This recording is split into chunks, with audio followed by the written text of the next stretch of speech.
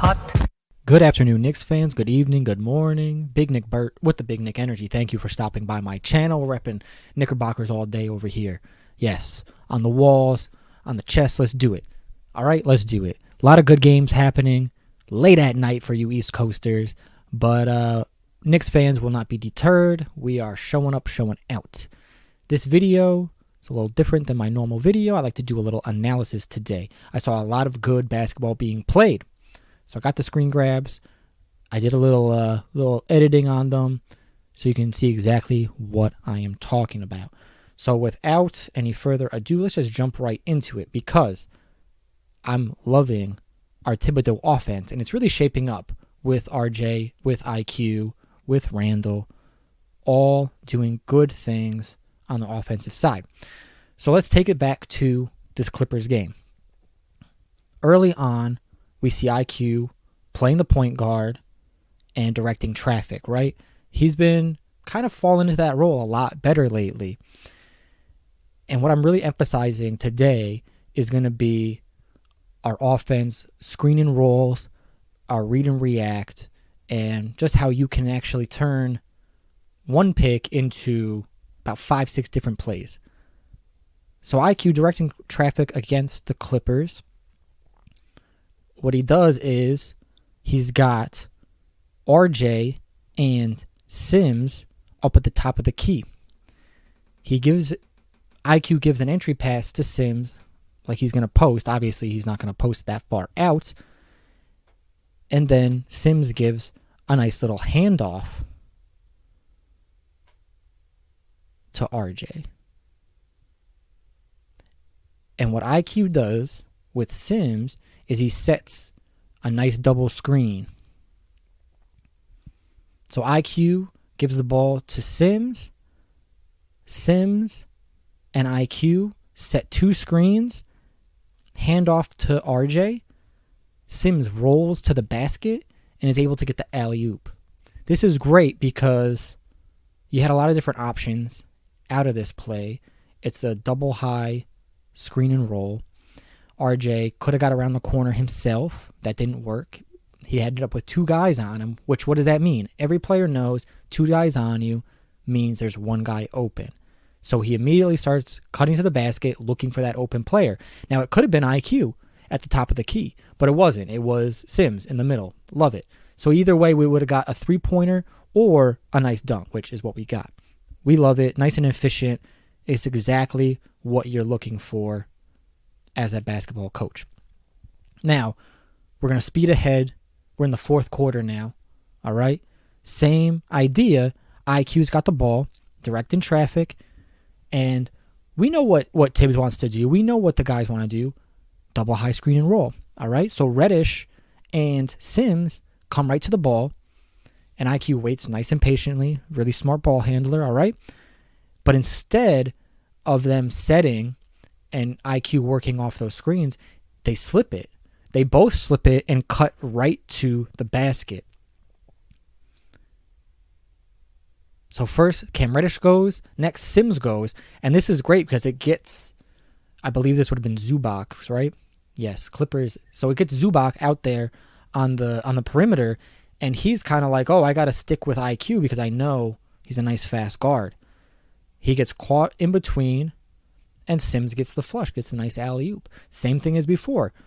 Reddish could have got away early and got the pass. Sims could have not gotten away and got stuck. But if Sims and Reddish were both covered going to the center, that leaves IQ with his mismatch, essentially, a bit closer to the basket, center of the paint, ready to make a move. We got the dunk out of it, which we love.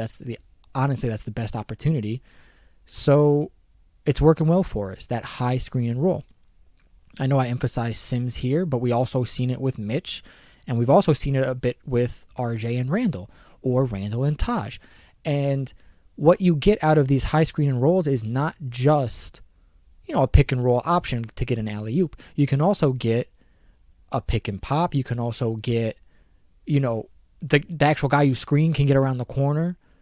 It gives you a lot of options, and you can even back it out to the second guy. See, this is why doing a single pick and roll versus a double pick and roll is a bit better, I think, as far as options are concerned, because that first guy Usually your small forward or maybe your guard, your shooting guard, can roll out to the three-point line, while your big guy rolls to the center, rolls to the rim.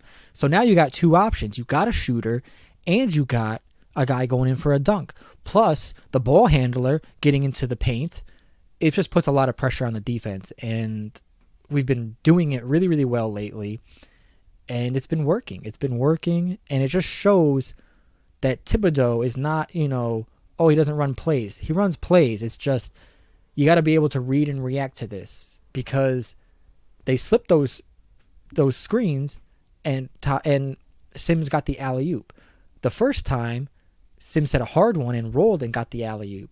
And it's all about reading and reacting and seeing what the defense is doing and making the right decision as a point guard and as the screener. Now let's go to this Sacramento game.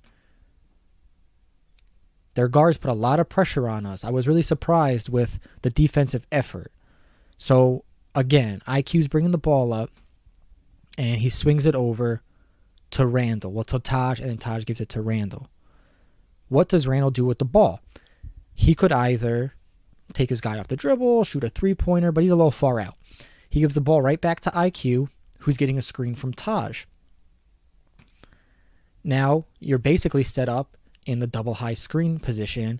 They're a little bit far over, so Randle decides to clear out and instead leaves it to Taj. And you can kind of tell IQ's defender, which 15 I think is Mitchell. I'm not sure. Excuse me if I'm wrong. But his defender is pretty close to IQ, and he's pretty far away from the basket. So I think Randle realizes this, and he's like, all right, I'm going to clear out, because clearly IQ is going to beat this guy off the dribble, especially with a Taj screen. So Randle clears out. Taj ends up actually setting two screens. He repositions himself. He sets one before IQ gets the ball. A second one repositions himself and then rolls. But the most interesting part of this whole scenario is Fournier steps up above the foul line to set a hard screen on Gibson's guy. Now IQ gets around his defender, and that's all very good. IQ gets around his defender and gets to the lane to get a layup. But he also had Randle in the corner, Taj rolling, and Fournier at the top of the key. So this just goes to show how many different options you have off of that double high screen. And even though it wasn't, Randle didn't set that second screen, that's the implication, is that he's there to set it or not. And he read and reacted to the defense and got out of there to give him another passing option. So IQ had him in the corner, or he had Taj in the middle of the lane, or he had Fournier at the top of the key. The only person really out of the program was, I believe, Burks in the corner, but he was just holding his guy there, so he couldn't come and help. And it was perfect. So solid screens from Taj, solid screen from Fournier, which, many people are going to pick up on the fact that Fournier there actually gave you even another option. He had Taj all along to kick it back if he didn't end up getting that layup. But he got the layup, and we're all happy for that nice double high screen and roll. Now this last play here, this is kind of garbage time. We're up by quite a bit. And same thing, IQ dribbling the ball. Now this is pretty indicative of what we've been used to with Randle. I know we kind of like to say this is maybe a little lazy play or, not that inspiring, but I'm here to tell you that this is actually a pretty nice game plan. So Randle just sets up outside, waiting for IQ to run his guy off of a pick. When he runs him off of it, he gets some space. Randle resets, sets another screen for him, and now look at what the other three guys are doing. We have 1, 2, 3 guys all the way on the right side of the court. Their guys are all on their side of the paint. Nobody's coming in to help. Randle sets a nice hard screen. IQ rolls and gets inside to get the layup. Sabonis ends up fouling him, mouths off to the ref, shoves the ref, gets ejected. And this just goes to show how you can break down a defense and break down the minds of these players to give you a favorable outcome. So even though IQ didn't get the layup, he did get foul shots, and he did get one of their best players off the court. So let's look at these options one more time. Randle sets one screen, repositions, second screen, and then he just waits. He waits at the top of the key. Now, if IQ gets in trouble, he can head to the corner or cut down the center.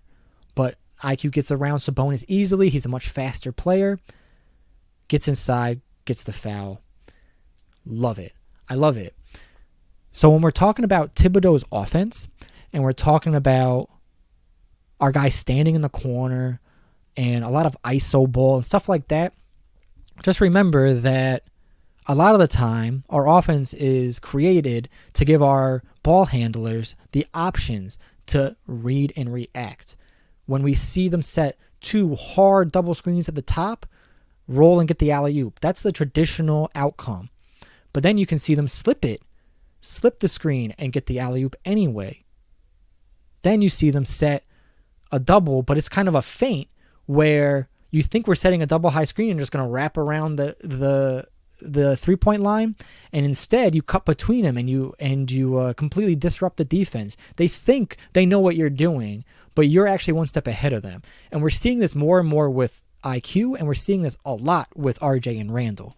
So I just want to keep our eyes on the offense, and I want to keep, the positivity, and I want to keep the good energy and good eyesight, because us Knicks fans, we know good basketball when we see it. And when people are saying Thibodeau doesn't run a good offense, I just want to point to this and say, listen, this is a very effective offense if your players are ready to read and react and attack what they're looking at. The problem is when you get tired. The problem is when the defensive pressure makes you pick up your dribble. And we've seen that with IQ. He's not, a godsend at point guard. He's not going to be a godsend at point guard. But that's what the offense we're working with. And so far, so good. It's been working out really, really well for us. So shout out to Jericho Sims, Taj Gibson's screens. Shout out to Julius Randle, dribble handoff decisions, especially when the shots are going in. So a lot of good things, a lot of good basketball, and I hope that you guys can see what I'm seeing, because I'm loving this right now. Loving it. All right, I'm Big Nick Burt with the Big Nick Energy. Thank you for stopping by for a little bit of basketball analysis, a little something different for this beautiful day. And stop by next time. I think I'll have some more commentary going. We'll see. All right, y'all. Appreciate it. Burt knows basketball, y'all.